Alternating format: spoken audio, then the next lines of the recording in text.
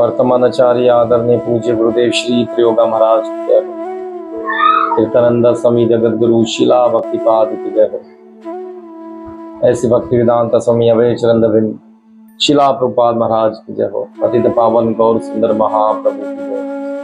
राधा वृंदावन चंद्र बिहारी भगवान की जय हो। श्री राधे कृष्ण भगवान की जय हो।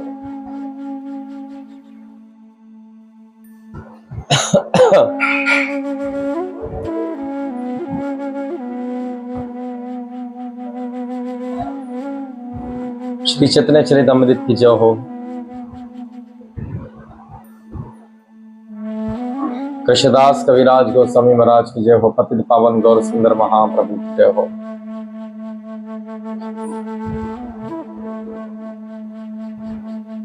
ओम अज्ञानतिमिरान्धस्य ज्ञानाञ्जनशलाकया चक्षुरुन्मीलितं येन तस्मै श्रीगुरवे नमः। ओम नमो भगवते वासुदेवाय कृष्णाय वासुदेवाय देवकी नंदनाय च नंदगोपकुमाराय श्री गोविंदाय नमो नमः। हे कृष्णा करुणा सिंधु दीनबंधु जगत्पति गोपेश्वर गोपी कांतम श्री राधा कांतम नमोस्तुते। तप्त कांचनम गौरांगे श्री राधे वृंदावनेश्वरे वृषभानो सुते देवी श्री प्रणमामि हरि प्रिया। श्री चैतन्य मनोभीष्टं स्थापितामिना भूतले स्वयं रूपं गदामयं ददान्ति सोमप्रदान्तिकम्। जय श्री कृष्णा चैतन्य प्रभु नित्यानंदा श्री अद्वैता गदाधर श्रीवासादि गौर भक्तवृंदा। हरे कृष्णा कृष्णा कृष्णा हरे हरे हरे राम राम राम हरे हरे। नारायण नमस्कृतं नरं चैव नरोत्तमं देवी सरस्वती व्यासं ततो जयमुदीरता।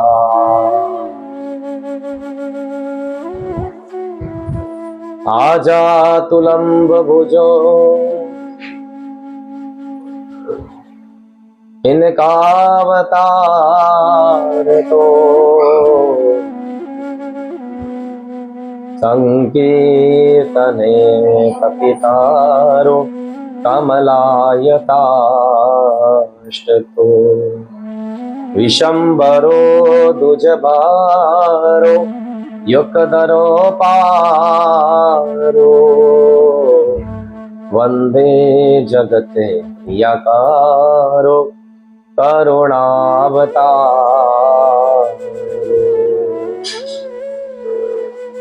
वंदे अनंत अवभूतवाईश्वर्यनंदं श्री चैतन्य महाप्रभु निपजित अभीति प्रसादे भक्ति शास्त्रे प्रियायते।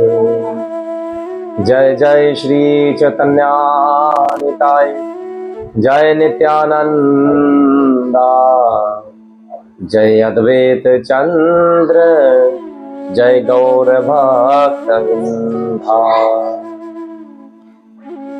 श्री चैतन्य प्रसादने तत्स्वरूपस्य विनहेशार्यर्णं मालोयात्पीकृततात शास्त्रं दृष्टतात्मा प्रचिलीलायजम्।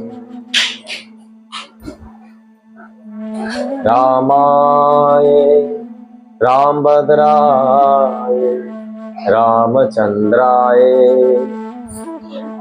रामवेदाय सा रघुनाथाय नाथाय सीतापते नमः।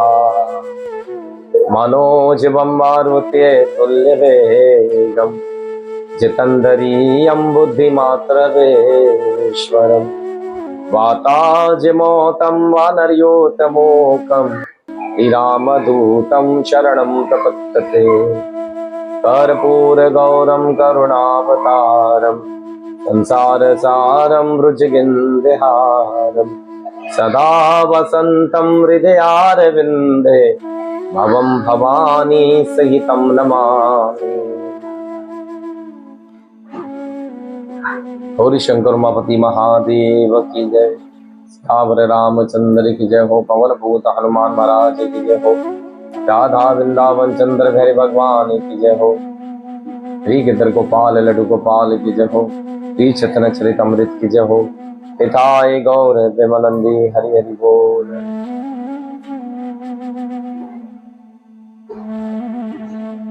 हरे कृष्णा।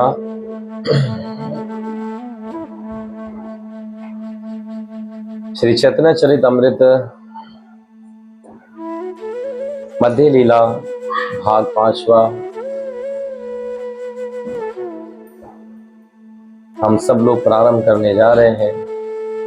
आज के इस पावन दिवस पर भगवान हरि की कृपा मात्र से अश्विन मास के कृष्ण पक्ष में आज दशमी के दिन पवित्र ऋतु पक्ष के अंदर हम सब लोग कथा को श्रवण कर रहे हैं। सर्वप्रथम आज भगवान हरि ने हम सब पर एक विशेष कृपा की है। इनकी कृपा मात्र से ही आज हम सब लोगों ने ऐसे पावन दिवस पर चैतन्य चरितमृत महाप्रभु जी के उपदेश और महाप्रभु जी की प्रेरणाओं, उनकी लीलाएं, उन्होंने जो जो भक्ति में उन्नति करने का मार्गदर्शन हम सबको दिखलाया है, वे सब हम सर्वप्रथम समझ रहे हैं। राग अनुराग और विधिवत भक्ति के विषय में जिस प्रकार चैतन्य महाप्रभु जी हम सबको शिक्षाएं दे रहे हैं कि हमें एक और एक मात्र अपने जीवन काल में भौतिक जगत में जिस प्रकार से हम प्रमोशन के लिए आसक्त होते हैं, लालसा रखते हैं, इसी प्रकार हमें आध्यात्मिक जगत के अंदर प्रगति करने के लिए भी हमें आसक्ति को बढ़ाना चाहिए, दुर्लभता को बढ़ाना चाहिए। अपने मन में हमेशा भगवान की भक्ति के प्रति अपने भाव को आगे लेकर जाना चाहिए।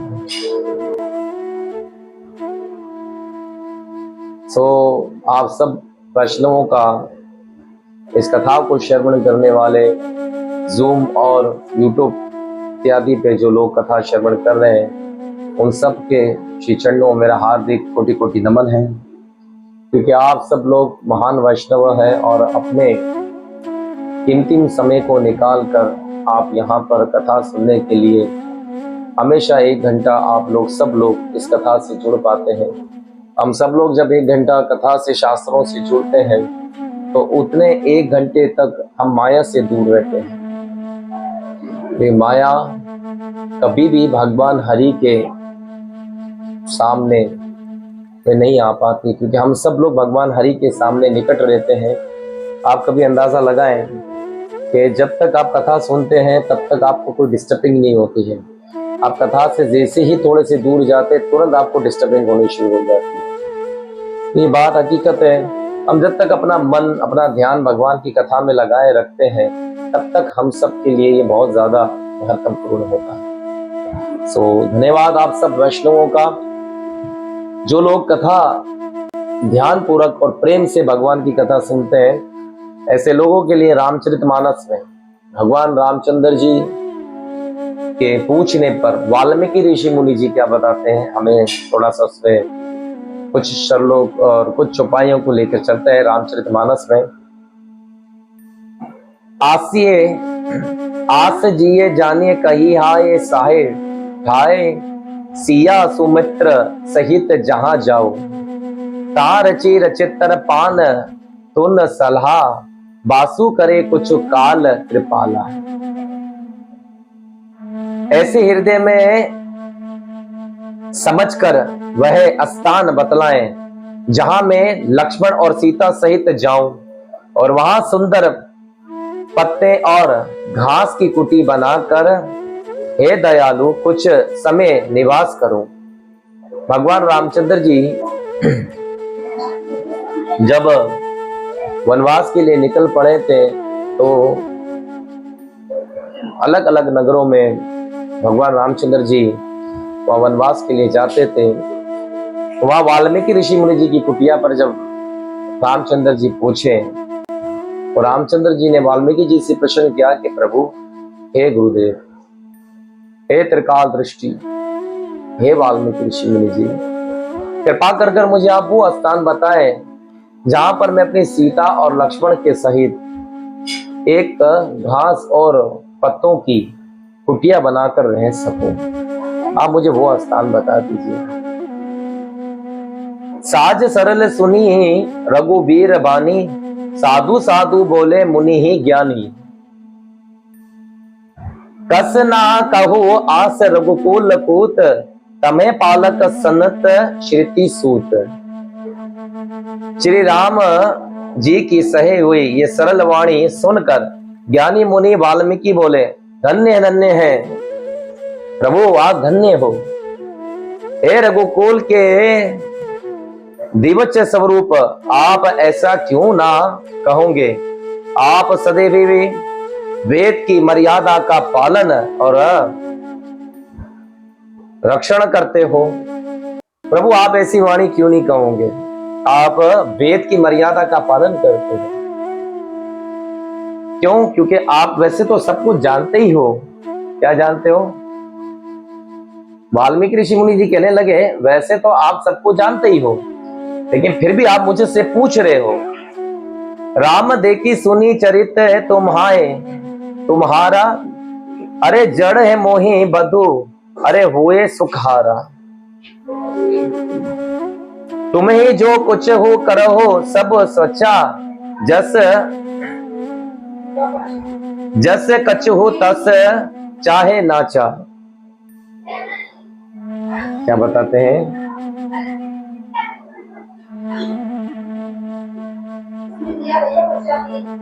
वे कहते हैं, हे राम, आपके चरित्र को देख और सुनकर मूर्ख लोग तो मोह को प्राप्त होते हैं और ज्ञानी जन सुखी हो जाते हैं। प्रभु, आपका चरित्र जो है ना, मूर्ख लोग है ना, वो मोह को प्राप्त होते हैं। आपका चरित्र धन्य है। अभी हम लोग क्या कर रहे हैं? भगवान का चरित्र सुन रहे हैं ना। वाल्मीकि जी कहते हैं, प्रभु आपका चरित्र धन्य है। जस कछ हो तास जाही है नाच। और ज्ञानी लोग इस बात का सुख उठाते हैं जब आपकी कथा सुनते हैं। आप जो कुछ कहते हो करते हो वे सब सत्य है, उचित ही है, क्योंकि जैसा सुरक भर वैसा ही नाचा है भी तो। अरे चाहे इस समय आप मर्यादा रूप में हो, अतः मनुष्य चित्त और व्यवहार करना ठीक ही है। देखिए, भगवान ने कहीं भी जो ना अपनी मर्यादा को चुक नहीं किया है। आप जरा ध्यान से इस बात को सुनिएगा। वाल्मीकि ऋषि कितनी अच्छी बात बता रहे हैं। कह रहे, प्रभु वैसे तो आप सबको नचाने वाले हो, सब कुछ आपकी, ये सृष्टि जो ना आपके कहने पे चलती है, लेकिन आप मनुष्य रूप में आए हो। तो मनुष्य रूप में जब भगवान अवतरित होते हैं ना, तो भगवान फिर मनुष्य के जितने भी रूल्स रेगुलेशन होते हैं भगवान उसको फॉलो करते हैं। मनुष्य के लिए क्या, सोना भी है, मनुष्य के लिए खाना भी है, मनुष्य के लिए पीना भी है, मनुष्य के लिए चलना भी है। तो भगवान जब मनुष्य रूप में आते हैं तो अपने आप को भगवान नहीं बनाते हैं। तो वाल्मीकि जी कह रहे, प्रभु आप, मैं जानता हूं इस वक्त आप मनुष्य लीला कर रहे हो, वैसे तो आपको सब पता है आपको कहाँ जाना है, लेकिन आप मुझसे पूछ रहे हो। धन्य है आप, धन्य है आपकी लीला प्रभु। वो इसलिए आप मुझसे पूछना चाहते हो क्योंकि इस वक्त आप मनुष्य रूप में हो। पूछई मोहे कहे राहे कहो, मही पूछत सुख चाहो। जाहे ना ही वे तुहे देखो, दोहे कहे तुम ही देखवाहे ठाओ। आपने मुझसे जो पूछा कि मैं कहाँ रहूं, प्रभु आप मुझसे पूछ रहे हैं मैं कहाँ रहूं, परंतु मैं ये पूछता हूं, सोचता हूं कि जहां आप ना हो वह स्थान बता दीजिए, अरे तब मैं आपके रहने के लिए स्थान दिखाऊं। वाल्मीकि जी भी बहुत अच्छी बात पूछते हैं। वाल्मीकि ऋषि मुनि जी ने कहा प्रभु आपने मुझसे प्रश्न किया है कि मैं अपनी सीता और भाई लक्ष्मण के सहित कहाँ रहूं। प्रभु मैं एक बात जानता हूं, कोई एक स्थान आप बता दीजिए मुझे कि जहां आप नहीं रहते हो। आप तो कंकड़ में हरि व्यापक सर्वते सर्वतो समान, प्रेम ते जिया जाहे तो ही सोए जाए मोहे मन। हरि भगवान भोलेनाथ जी कहते हैं रामचंद्र जी हर जगह पे भगवान व्यापक है, एक सम्मान एक जैसे ही, पर प्रेम से जब हम भगवान को पुकारते हैं ना तब भगवान प्रकट हो जाते हैं। यहाँ पर ये बात वाल्मीकि जी भी ये बात कह रहे प्रभु कौन सा स्थान ऐसा है, पहले तो आप ये बताएं जहां आप नहीं होते हैं। सुनी मुनि बचन प्रेम रास सुने, सुकचे राम मन मोहे मुस्कुरान। वाल्मीकि हंसी कहे बहारी, अरे बनी मथुर आमी आए रस भारी।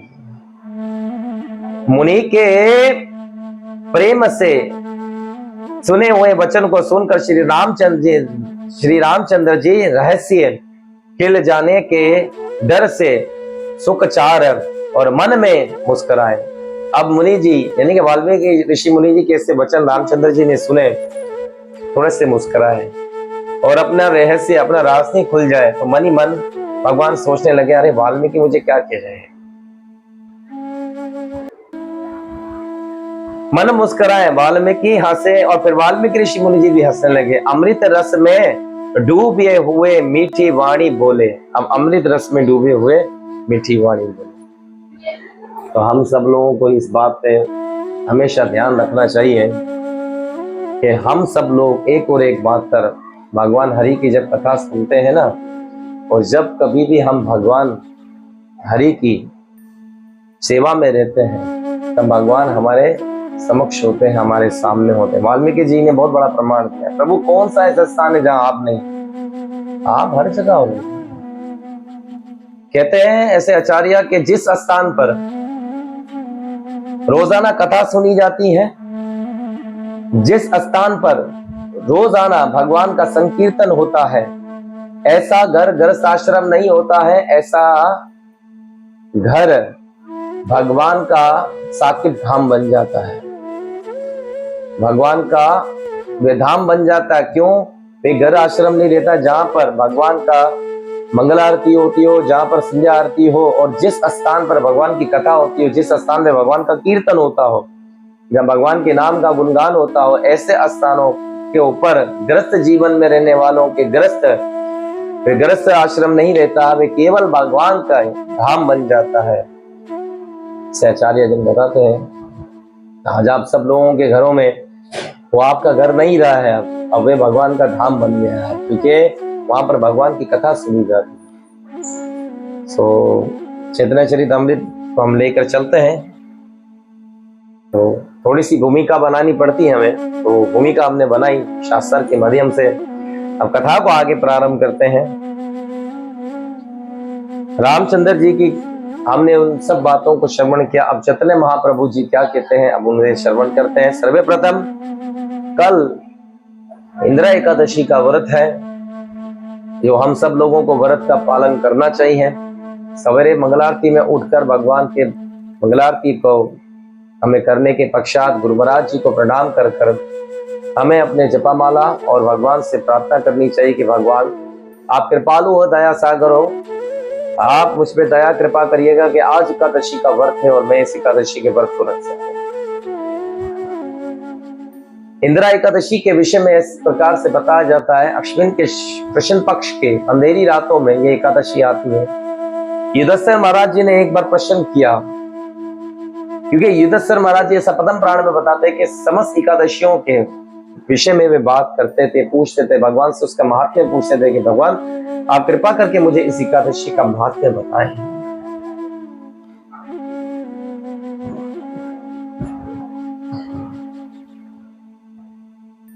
उस वक्त भगवान कृष्ण कहने लगे, हे युधिष्ठिर, प्राचीन काल की बात है, महेशवती नगर में एक बहुत बड़ा राजा रहता था जिसका नाम इंद्र था।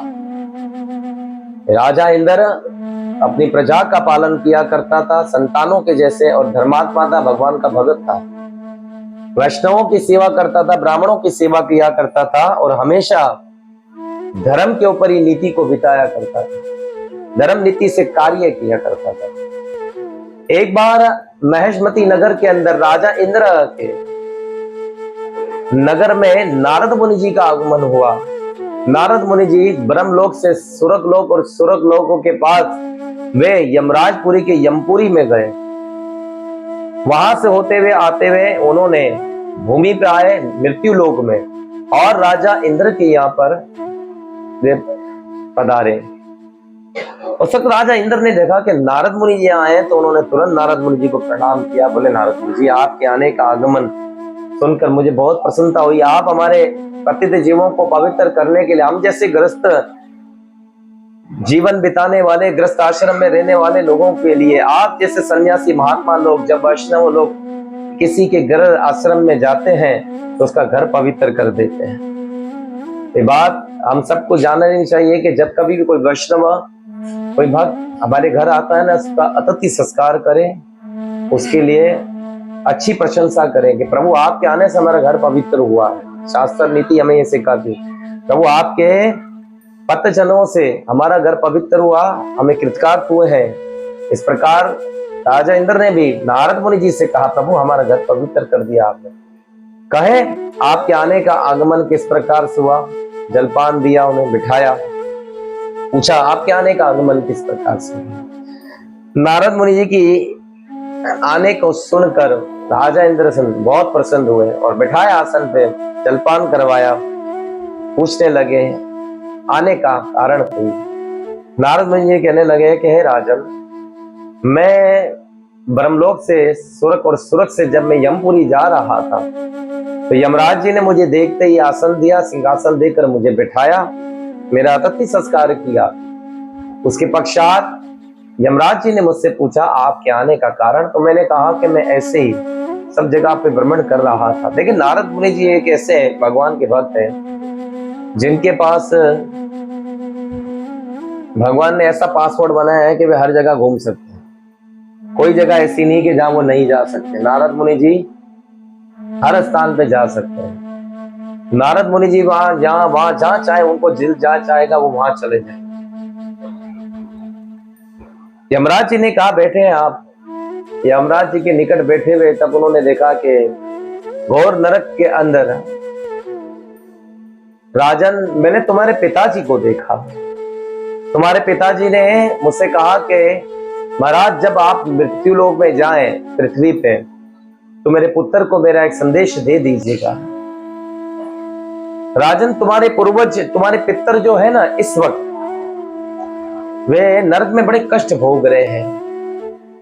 तुम्हारे पिताजी ने मुझे यह संदेश दिया था कि मेरे पुत्र से जाके कह देना कि मैं यहाँ बहुत कष्ट भोग रहा हूं, तुम मुझे इस कष्टों से छुटकारा दिलाओ और मुझे इस नरक से निकलवाओ।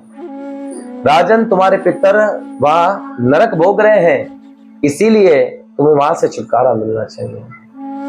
राजा इंद्र बहुत पसंद हुए। उन्होंने कहा कि आप मेरे पिताजी का संदेश लाए, मुझे अफसोस इस चीज का रह गया है कि मैं एक और एक बात कर इस वक्त अपने पिताजी के लिए क्या कर सकता हूं, क्योंकि मेरे पिताजी बहुत कष्ट में हैं। राजा की बात सुनकर नारद मुनि जी को बड़ा आश्चर्य लगा। नारद मुनि जी ने कहा, राजन तुम इस बात की चिंता मत करो, मैं तुम्हें एक ऐसा व्रत बताता हूं जिसके रखने से तुम्हारे पिताजी की मोक्ष हो जाएगी। राजा इंद्र ने कहा, आप बताएं मुझे कौन सा व्रत का पालन करना चाहिए, कौन से नियमों का पालन करना चाहिए, आप कृपा कर मुझे बताएं राजन। तब नारद मुनि जी कहने लगे, अंधेरी रातों में कृष्ण पक्ष में अष्टमी मास में जब इंद्र एकादशी आती है, उस एकादशी के व्रत का पालन करने से राजन तुम्हारे पिताजी की मोक्ष हो जाएगी और कई पितर लोग जो तुम्हारे नरक में हैं उन सब का भगवान उद्धार कर देंगे। राजा ने तुरंत इस बात को निर्णय कर लिया कि मुझे एकादशी के व्रत का पालन करना है। तब उन्होंने उस एकादशी का व्रत, यानी कि कल जो एकादशी आने वाली है, इंद्र एकादशी, उस व्रत का पालन किया। और उस व्रत का पालन करने के पश्चात उन्होंने दशमी के दिन, जिसे आज के दिन, उन्होंने भगवान से प्रार्थना करी कि कल मैं एकादशी का व्रत रख सकूं, और स्नान इत्यादि कर कर, ब्रह्मचर्य नेम का पालन कर कर, सवेरे ब्रह्म मुहूर्त में उठकर उन्होंने स्नान इत्यादि कर कर दर्शन किया। और उसके पश्चात भगवान के अक्षर विग्रह की पूजा करने के पश्चात भगवान से प्रार्थना करी कि आज मैं इंद्र एकादशी के व्रत का पालन कर रहा हूँ, भगवान मुझ पर कृपा करिएगा कि मैं इस व्रत को रख सकूं। इस प्रकार प्रार्थना करने के पश्चात द्वादशी के दिन उस राजा ने अपने पूर्वजों के प्रति ब्राह्मणों को भोजन करवाया और अपने पूर्वजों के प्रति निमित्त श्राद्ध कार्य किया।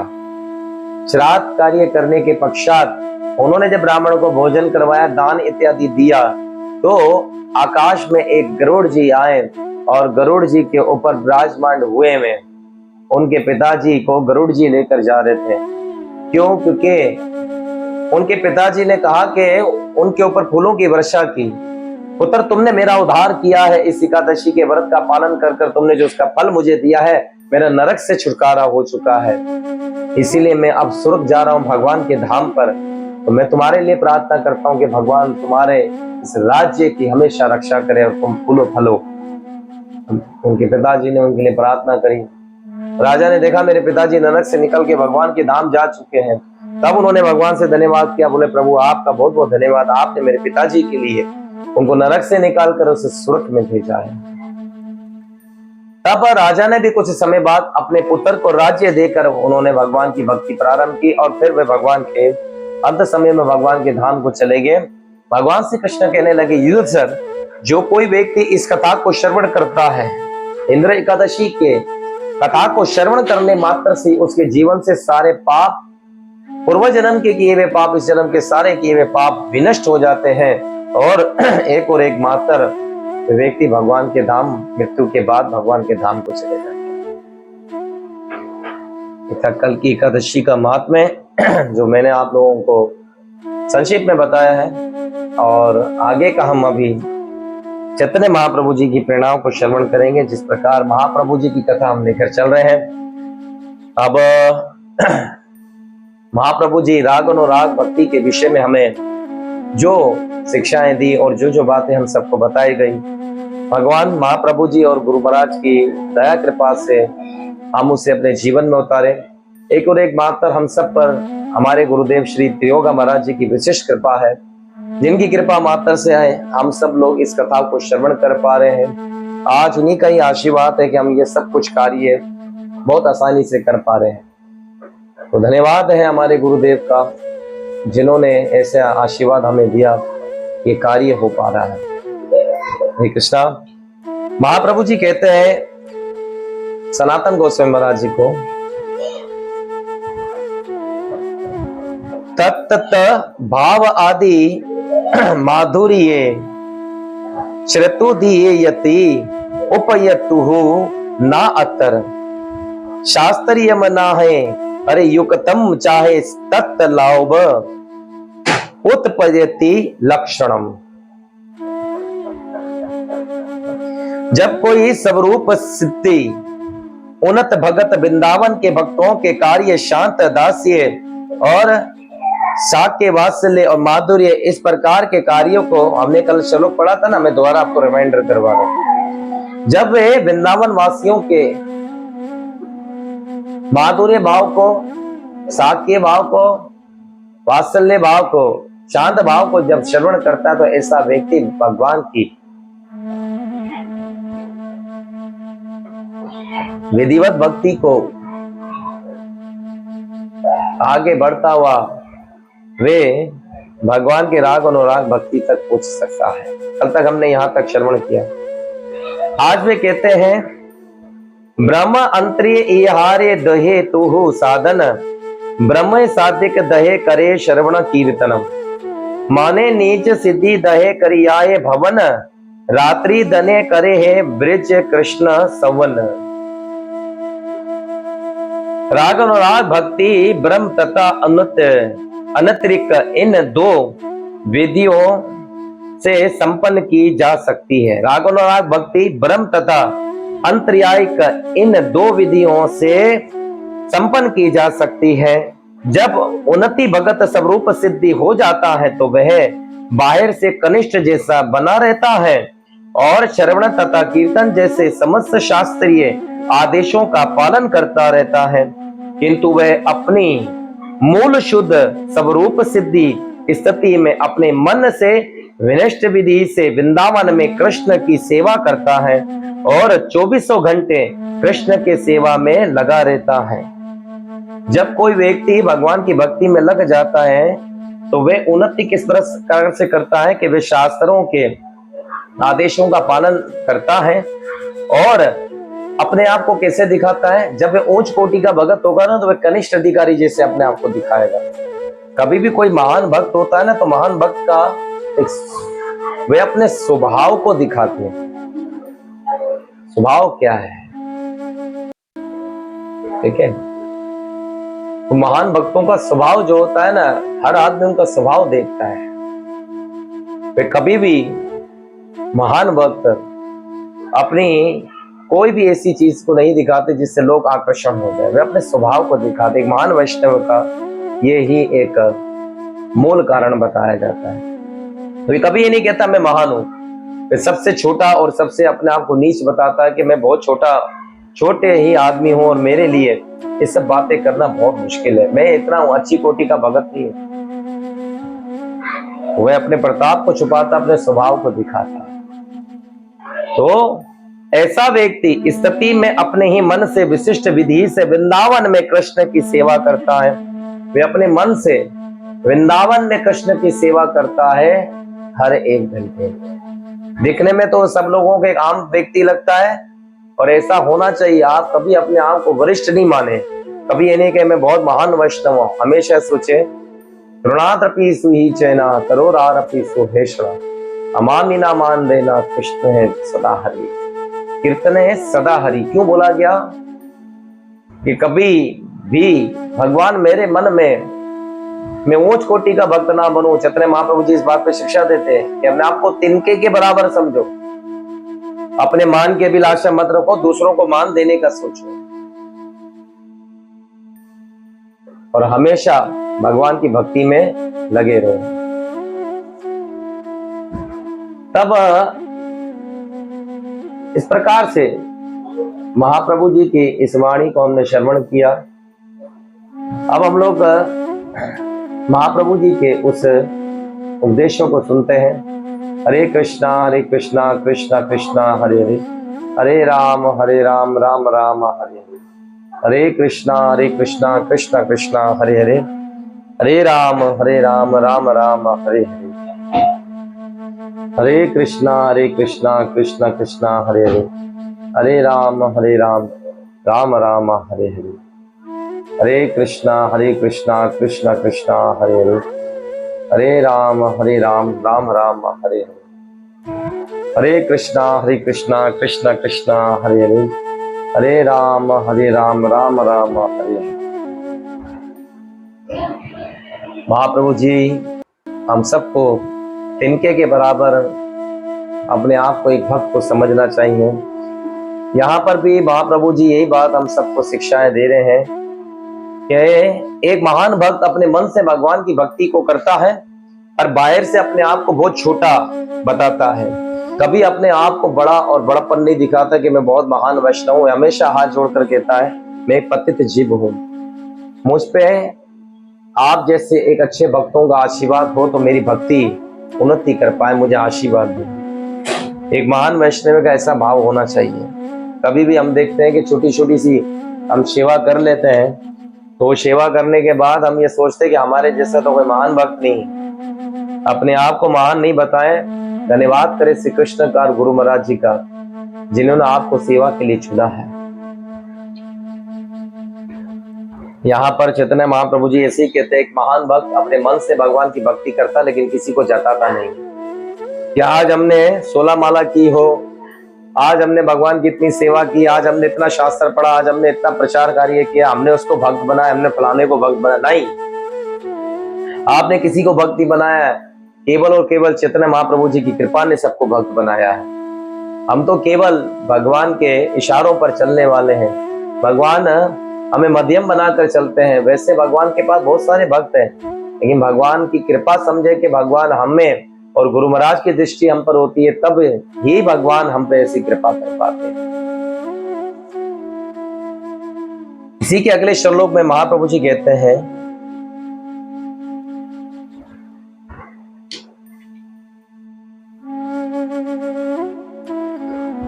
नीच बहिष्ठ कृष्णा पा प्राष्ट पीछे है लागिए, निरंतर सेवा करिए अंतर्मान होइए। वस्त कृष्ण को वृंदावन वासी अत्यंत ही प्रिय है। महाप्रभु जी कहने लगे, हे सनातन, भगवान को वृंदावन वासी बहुत प्रिय है। यदि कोई राग और राग भक्ति करना चाहता हो तो उसे वृंदावन वासियों का अनुसरण करना चाहिए। अगर कोई राग और राग भक्ति करना चाहता हो तो उसे वृंदावन वासियों का अनुसरण करना, यानी कि उनका संग करना चाहिए, उनका एसोसिएशन करना चाहिए। अब आप बोलोगे, प्रभु हम तो यहाँ बैठे, हम वृंदावन वासियों का कैसे एसोसिएशन करें? तो आप कर रहे हो ना। आप जिस गुरु परंपरा में चल रहे हो वे गुरु परंपरा ब्रह्म गौड़ीय मत संप्रदाय है। तो हमारे जो पूर्वज आचार्य वे सब वृंदावन वासी हैं। तो रूप सनातन ये सब कौन थे? जीव गोस्वामी महाराज जी, गोपाल भट्ट गोस्वामी महाराज जी, रघुनाथ दास गोस्वामी महाराज जी, ये सब हमारे छठ गोस्वामी महाराज जी वृंदावन की तो थे। सब इन्होंने अपना जीवन वृंदावन में बिताया भगवान की भक्ति कर कर। तो हम उस गुरु परंपरा से चलने वाले लोग हैं, तो हम धन्य हैं। हमारा जीवन, हम कृष्ण और गुरु महाराज जी का धन्यवाद करते हैं कि उन्होंने हमें ऐसी गुरु परंपरा से जोड़ा है।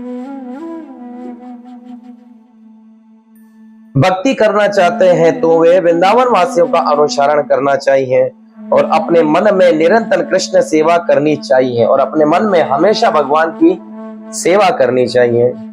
आज हम लोग सब लोग क्या कर रहे हैं? मन से भगवान की सेवा कर रहे हैं। क्या कर रहे हैं? भगवान की कथा सुनना भगवान की सेवा है।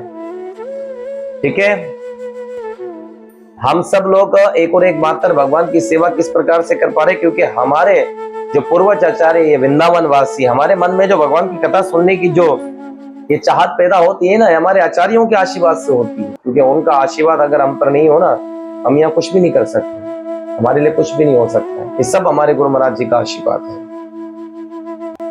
हमारे पूर्वज आचार्यों का आशीर्वाद है। कृष्ण सिमरन जाने चाहिए प्रयिष्ट नीच समय हितम, तत् कथा रत श्रत सुहो करयाए देव वसम वृच सदा। भक्तों को चाहिए कि वे अपने अंत में सदैव कृष्ण का चिंतन करें और ऐसे प्रिय भगत को चुने जो वृंदावन में कृष्ण का सेवक हो। भक्तों को चाहिए अपने मन के अंदर भगवान का निरंतर हमेशा चिंतन करते रहें और ऐसे भक्त की खोज करें जो वृंदावन में रहता हो, जो वृंदावन में भगवान की सेवा करता हो। ऐसे भक्त की खोज करें। शिला भक्तिपाद महाराज जी हमारे गुरुदेव के गुरुदेव जी वृंदावन में ही है, जिनकी समाधि बनी है, और उनके गुरुदेव शिला प्रभुपाद महाराज जी वे भी वृंदावन वासी है। हम सब लोग रूपानुरूप परंपरा से चलते हुए आ रहे हैं, जो वृंदावन से ही चलती हुई आ रही है। तो धन्यवाद करेंगे हम अपनी गुरु परंपरा को, जिनकी कृपा मात्र से हम जुड़ पाए हैं। तो कृष्ण के सेवक हो, अरे उस सेवक की कथाओं के विषय में तथा कृष्ण के साथ उसके प्रियमय संबंध के विषय का सदैव ही चिंतन करना चाहिए। चैतन्य महाप्रभु जी कहते हैं कि कृष्ण के साथ वृंदावन में रहते हुए जो भक्त लोग भगवान के साथ लीलाएं करे हैं, जो कथाएं हुई हैं, उन कथाओं का चिंतन करो, उन कथाओं का चिंतन हमेशा करते रहो। जैसे मदन मोहन भगवान जी सनातन गोस्वामी महाराज जी को कहां से मिले? मदन मोहन भगवान जी सनातन गोस्वामी महाराज जी के सपने में आए, कहे कि तुम चौबे जी के यहाँ पर जाना, क्योंकि उनकी बहुत आयु हो चुकी है, उनकी पत्नी इस वक्त सेवा कर रही है, तो मैं चाहता हूं कि तुम मुझे वहां से ले लो जाओ और तुम मेरी सेवा करो। तब हमारे सनातन गोस्वामी महाराज जी रोज आना जाते थे चौबे जी के घर पर। ब्राह्मण थे वहां पे, भगवान मदन मोहन जी विराजमान थे, वे प्रणाम करते थे मदन मोहन जी को देख के, दर्शन करने। चौबे जी के घर पे जाते थे, वो कहते थे कि शायद दक्षिणा लेने आए, तो दक्षिणा देने के लिए करते थे। तो सनातन गोस्वामी महाराज जी कहते थे एक बार मुझे मदन मोहन जी का दर्शन करवा दीजिए। तो एक बार सनातन गोस्वामी महाराज जी ने कहा कि मैं आपके भगवान को सेवा करना चाहता हूँ। तब उन्होंने कहा कि हाँ ठीक है, हमारा इस वक्त कोई अता पता नहीं है, इस वक्त हमसे सेवा भी नहीं हो पाती, हम इतने वृद्ध बुढ़ापे में आ चुके हैं। तब चौबे जी के भी सपन में आके भगवान ने कहा था उनकी पत्नी को कि तुम सनातन को मुझे सौंप दो, अब मैं उससे सेवा लेना चाहता हूँ। देखिए भगवान जो है ना, आपसे जब तक सेवा लेते हैं ना तब तक लेंगे, फिर भगवान क्या करते हैं, आगे चले जाते हैं, फिर और किसी से सेवा लेते हैं। ये बात हमेशा याद रखना। ये हमारे जीवन का प्रैक्टिकल है, क्योंकि हमने इस बात का अनुभव किया है। हमारे जीवन से भी ऐसा ही हुआ। भगवान जब तक हमसे सेवा लिए, फिर आगे गए, फिर आगे भगवान सेवा, आपसे कोई और सेवा लेते हैं, फिर भगवान। उस वक्त सनातन गोस्वामी महाराज जी ने कहा ठीक है प्रभु, मैं भगवान जी को ले जाता हूँ। तो चौबे जी के घर से सनातन गोस्वामी महाराज जी भगवान को लेकर आए। मदन मोहन भगवान जी को वे गए और एक टीले पे ले जाकर विराजमान कर दिया। ना कोई छत है, ना कोई घर है, ना कोई बाहर है, ना कोई मंदिर है, ना कोई चबूतरा है। टीले पे ले जाकर सनातन गोस्वामी महाराज जी ने भगवान मदन मोहन जी को विराजमान कर दिया, और जो कुछ मधुगरी कर कर वे लेकर आते थे वे भगवान को खिलाते थे। तो भगवान जो कुछ मिलता था वे खा लेते थे। तो वे रोजाना क्या करते थे, वे बाटी बनाते थे, आटा लेते थे कच्चा, और उस कच्चे आटे की वे बाटी बनाते थे, और वे ऐसे बनाकर वे चूल्हे में डाल दिया करते थे, और जब पक जाता था तो वो निकाल कर उसे चूर कर भगवान को अर्पण करते थे। मदन मोहन जी ने एक दफा कहा, वो भगवान बात करते थे सनातन गोस्वामी महाराज जी से, बोले सनातन रोजाना जो है ना तुम मुझे ये खिलाते हो बाटी, तो कभी कुछ अलग भी खिला दो मुझे। बोले लो भगवान, अब आपकी फरमाइशें शुरू हो गई है, अब क्या मैं आपके लिए भक्ति छोड़कर आपके खाने पीने के प्रबंध करने चले जाऊं? अब यही काम रह गया मेरा, और कोई काम नहीं है मुझे, है मैं आपकी सेवा करूं कि आपके लिए मधुपुरी कर कर आपके लिए कोई बढ़िया बढ़िया से व्यंजन बन लेकर आऊं, बहुत बढ़िया सा आपके लिए भोग तैयार करूं? मेरे से ये सब नहीं होता, मैं आपकी सेवा करता हूं, बस मेरे पास ये सब कुछ नहीं हो सकता। भगवान ने कहा अच्छा ठीक है सनातन, कोई बात नहीं, तुम यही खिला दो मुझे।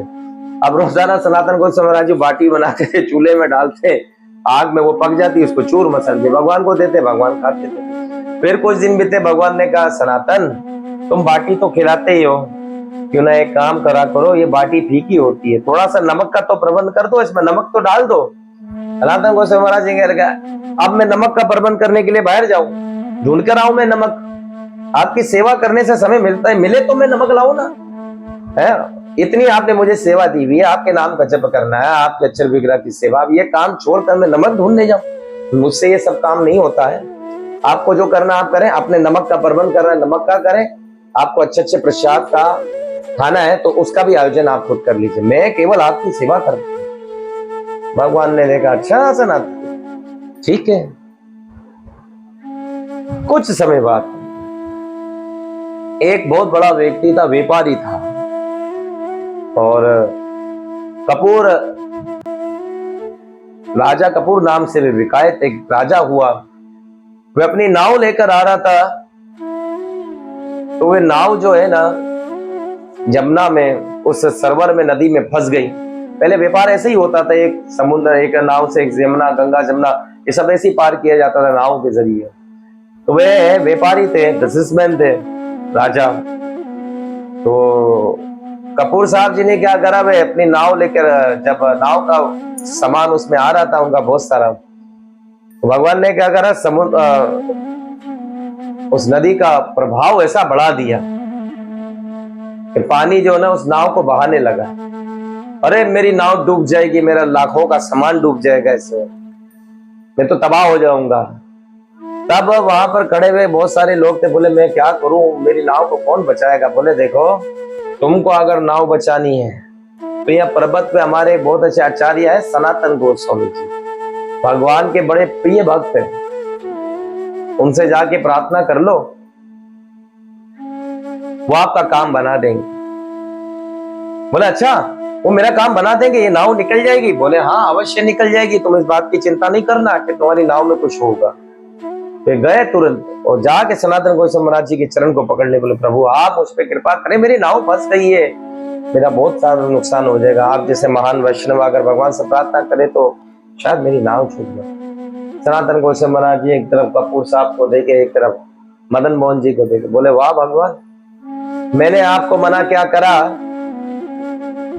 कि नमक का प्रबंध नहीं कर सकता, इस गरीब की नाव फंसा दी आपने, हैं?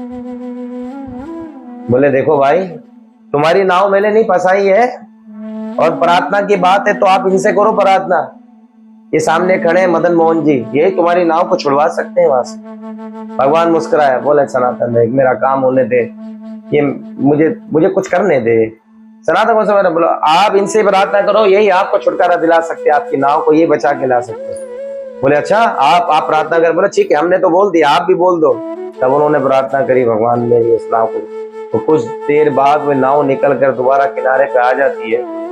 कपूर साहब बड़े खुश हो रहे, वाह धन्य हो, अरे धन्य है भगवान, हे सनातन गोस्वामी महाराज जी आप बड़े दयालु हो, आपने ऐसी मेरे लिए प्रार्थना करी, मेरी नाव छूट गई, मेरा बहुत सारा सामान बच गया, मैं लाखों के नुकसानों से बच गया, कहिए मैं आपके लिए क्या करूं। सनातन गोस्वामी महाराज जी कहने लगे, लो हो गई आपकी, जो आपने मन में सोचा था ना वो हो गया सब पूरा, खिला दो, इनके लिए लेकर आओ, मेरे लिए नहीं, सब इनके लिए लेकर आओ। तो उस वक्त बताया जाता है उस मंदिर का निर्माण भी उस राजा ने करवाया। फिर जबकि भगवान खुले आसमान में रहते थे, फिर उस भगवान के लिए रोजाना प्रसाद की जो सामग्रियां वे सब फिर राजा ही देता था। भगवान ने उसका बहुत बड़ा काम किया और वे राजा और धनी हो गया, क्योंकि भगवान के लिए सेवा की, उसने मंदिर बनाया बहुत बड़ा मदन मोहन जी के लिए। फिर वे प्रतिदिन भगवान के लिए भोग भी बनाता था। तो देखो हमारे भगवान जो ना अपनी व्यवस्था खुद बना लेते हैं, भक्त तो खाली सोचता रहता है कि ये काम कैसे करना है, भगवान अपनी व्यवस्था बना लेते हैं, खान पान रहने देना मंदिर ये सब भगवान अपनी व्यवस्था खुद तैयार करते हैं। खाली आप विचार करो, आप प्लान करोगे भगवान पूरा कर देंगे। आप प्लान करो कि करना क्या है, कि मेरे यहाँ पर मंदिर बनना चाहिए कि नहीं बनना चाहिए, केवल मन में विचार करो, भगवान उसको पूर्ण करेंगे। व्यवस्था बनाने वाले कृष्ण है। देखो मदन मोहन जी कैसे सनातन गोस्वामी महाराज जी को देखकर क्या क्या बना दिया, जबकि सनातन गोस्वामी महाराज जी क्या करते थे, कुछ भी नहीं। सनातन गोस्वामी महाराज जी तो बेचारे बैठे रहते थे, कुछ भी नहीं किया उन्होंने। इसी प्रकार इस श्लोक के माध्यम से हम यही बात समझ सकते हैं कि हम लोगों को हमेशा भगवान के राग अनुराग भक्ति के अंतर्गत विधियों का संपन्न करना चाहिए, और इसी प्रकार हमें भक्ति में उन्नति करने के लिए श्रवणम कीर्तन और समस्त शास्त्रीय आदेशों का पालन करना चाहिए। इनका पालन करना चाहिए, शास्त्रों के आदेशों का पालन करना चाहिए, और अपने जीवन काल में वृंदावन नहीं जा सकते हो तो अरे मानसिक रूप से वहां रहना चाहिए। इस प्रकार से इस श्लोक में बहुत अच्छा बोला भगवान ने, कृष्ण सिमरन है जान नहीं है, चरिए पृष्ठ निज समिहितम तत्व कथा रित ये सो करती है वंशी वृक्ष सदा। भक्त को चाहिए कि वे अपने अंत में सदैव कृष्ण का चिंतन करें, जैसे हमने पहले पढ़ा। इसके बाद कृष्ण के साथ उसके प्रेममय संबंध के विषय को सदैव ही चिंता करना चाहिए। समस्त अपनी भक्ति संपन्न करें प्रेम से, भाव से, गुरु महाराज और शास्त्र नीति के अनुसार। फिर उसके बाद भगवान से अपना संबंध जोड़े, संबंध मित्र का जोड़े, संबंध प्रेमी का जोड़े, संबंध पुत्र का जोड़े, संबंध दास और स्वामी का जोड़े, ऐसा संबंध जोड़े। तब आपकी भक्ति राग अनुराग भक्ति तक पहुंच सकती है। और ऐसे ही वृंदावन में निवास करना चाहिए, फिर उसे इसी प्रकार वृंदावन में निवास करना चाहिए। अगर आपके पास ऐसी सुविधा हो तो वृंदावन में निवास करें।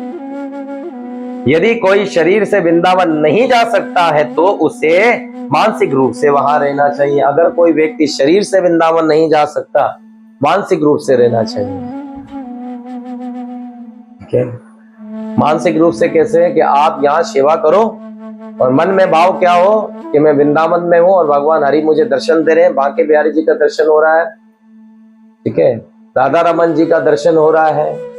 आप इस प्रकार से भगवान के दर्शनों के विषय में विचार करो। हो क्या बात है जी, राधा रमन जी का दर्शन अद्भुत, बांके बिहारी जी का दर्शन अद्भुत। ये दर्शनों को आप वहां पे श्री जी का दर्शन आप देखो भाई। आप अपने मन में ऐसा मन से कल्पना करो कि जी मैं वृंदावन में ही। जब कभी भी आप भगवान की सेवा करते हो तो ये सोच के करो मैं कहा हूं, मैं वृंदावन में हूं। तो आपका घर घर नहीं रहेगा। हमने शास्त्र शुरू करने से पहले, कथा शुरू करने से पहले भी यही बताया था कि जहां पर आप मंगल आरती करते हो, कथा सुनते हो, कथा का श्रवण करते हो, वो घर घर नहीं होता, भगवान का धाम होता है। तो वृंदावन क्या है? भगवान का धाम है। तो आपका घर घर नहीं वृंदावन का धाम बन जाता है। आप मानसिक तरीके से भगवान के धाम पहुंच जाते हो। तो धन्यवाद आप सब वैष्णवों का। आप लोगों ने बड़े प्रेम से, बड़े भाव से इस कथा को श्रवण किया और इस कथा के बीच में आप सब लोगों ने भगवान हरि की जो जो कथाएं, लीलाएं थी, उन सबको अपने जीवन में उतारा। तो इस वजह से ही आज आप सब लोग भगवान की भक्ति कर पा रहे हैं। आगे भी आप सब लोग इसी प्रकार से भगवान की भक्ति में उन्नति करो और हमेशा अपने जीवन काल में भगवान के नाम का चिंतन करते रहो। गुरु महाराज जी के आदेशों का पालन करो। चैतन्य महाप्रभु जी ने जो जो आपको प्रेरणा दी है, वो सब प्रेरणाओं को अपने जीवन में उतारो।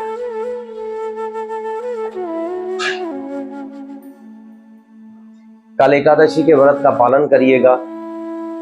उसके बाद द्वादशी के दिन भगवान से प्रार्थना करिएगा अपने पूर्वजों के लिए, अपने पिताजी, अपने दादाजी, इन सब के लिए भगवान इनको मोक्ष प्रदान करे।